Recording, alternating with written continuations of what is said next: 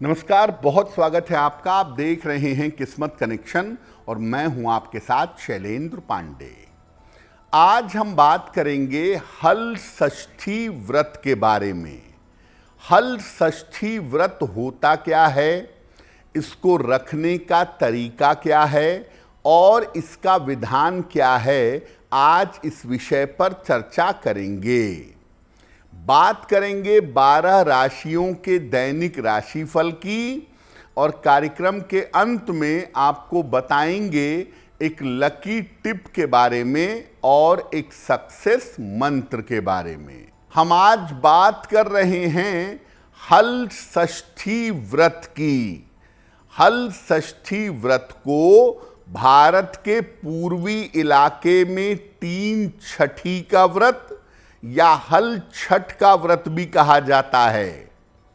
भाद्रपद कृष्ण पक्ष की षष्ठी तिथि को हल षष्ठी कहा जाता है। इस दिन भगवान कृष्ण के अग्रज उनके बड़े भाई श्री बलराम का जन्मोत्सव भी मनाया जाता है। भगवान बलराम की पूजा से अपूर्व शक्ति और उच्च पद प्रतिष्ठा की प्राप्ति होती है। हल षष्ठी के दिन संतान की प्राप्ति के लिए और कल्याण के लिए माताएं व्रत रखती हैं और इस व्रत और पूजा से महिलाओं को मनचाही संतान की प्राप्ति होती है। यानी अगर किसी महिला को संतान की प्राप्ति नहीं हो रही है तो वो हल षष्ठी का व्रत रखती हैं, और अगर किसी महिला की संतान है और उसकी उन्नति चाहती हैं, उसकी लंबी आयु चाहती हैं, तो भी हल षष्ठी का व्रत रखती हैं। इस बार हल षष्ठी का व्रत 14 अगस्त को होगा। यानी इस दिन महिलाएं अपने संतान की उन्नति की कामना से हल षष्ठी का पर्व मनाएंगी। देखिए, आपको पहले बताया कि हल षष्ठी के दिन यानी भाद्रपद कृष्ण षष्ठी के दिन भगवान बलराम का प्राकट्य हुआ था, जो भगवान कृष्ण के बड़े भाई हैं। इसलिए इस दिन भगवान बलराम की पूजा की जाती है। कैसे की जाएगी? प्रातः काल भगवान बलराम के चित्र की स्थापना करें, उन्हें पीली वस्तुएं अर्पित करें, उनका जो शस्त्र है हल और मूसल, इसकी पूजा भी करें।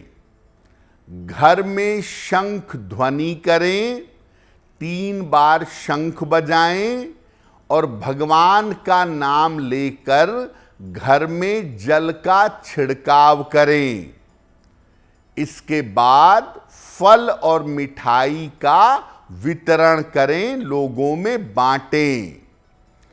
अगर आप हल षष्ठी के दिन भगवान बलराम की पूजा करते हैं तो इससे घर में समृद्धि आएगी और घर के लोगों में आपसी तालमेल बढ़ेगा।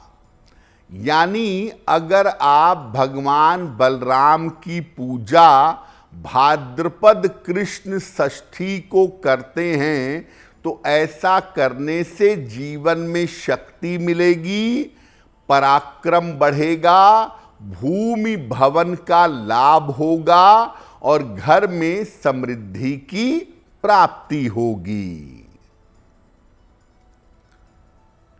आगे आपको बताएंगे कि महिलाएं हल षष्ठी का पर्व कैसे मनाएंगी। अब आपको बताते हैं कि हल षष्ठी का पर्व मनाया कैसे जाएगा। संतान के कल्याण के लिए माताएं किस प्रकार पूजा करेंगी। महिलाओं को प्रातःकाल स्नान करके व्रत का संकल्प लेना चाहिए। इसके बाद मिट्टी का एक छोटा सा तालाब बनाएं। इस तालाब के बीच में एक हरछट लगा दें। हरछट को बनाया जाता है कुश घास, महुआ और पलाश वृक्ष की एक एक शाखा को बांध करके। इसके बाद इसकी विधि पूर्वक पूजा करें और पूजा के बाद संतान के लिए प्रार्थना करें। पूजा के बाद चावल और साग सब्जी खा करके व्रत का पारायण करें। व्रत में गाय का दूध, दही और हल जुते हुए खेत का अन्न ग्रहण नहीं किया जाता। जो अन्न अपने आप पैदा होता है, जो साग सब्जियां अपने आप पैदा होती हैं, उन्हें ग्रहण किया जाता है। जोते हुए या बोए हुए खेत की सामग्री इस पूजा में ग्रहण नहीं की जाती। इसीलिए ऐसे अनाज, ऐसे साग सब्जी को खा करके महिलाएं अपने व्रत का समापन करेंगी और संतान प्राप्ति की या संतान की उन्नति की प्रार्थना भी जरूर करेंगी। देखिए, हल षष्ठी के व्रत को रखने के अलावा इस दिन अगर आप भगवान बलराम की पूजा करते हैं तो जीवन में उच्च पद पाने का, उच्च प्रतिष्ठा पाने का आशीर्वाद आपको मिलेगा। इसके अलावा भूमि, भवन, जमीन से संबंधित लाभ भी आपको होने की संभावना बढ़ेगी और जीवन में शक्ति, साहस और पराक्रम बढ़ेगा। तो मैं तमाम लोगों से ये निवेदन करूंगा कि हल षष्ठी वाले दिन थोड़ा समय निकाल करके बलराम जी की पूजा भी अवश्य करिए, जिससे आपका कल्याण और मंगल हो सके। अगर आप मुझसे जुड़ करके अपनी समस्याओं का समाधान चाहते हैं और चाहते हैं कि आपकी समस्याओं को ज्योतिष के माध्यम से सुलझाया जाए, तो आप हमसे संपर्क कर सकते हैं, जुड़ सकते हैं एस्ट्रो तक पर।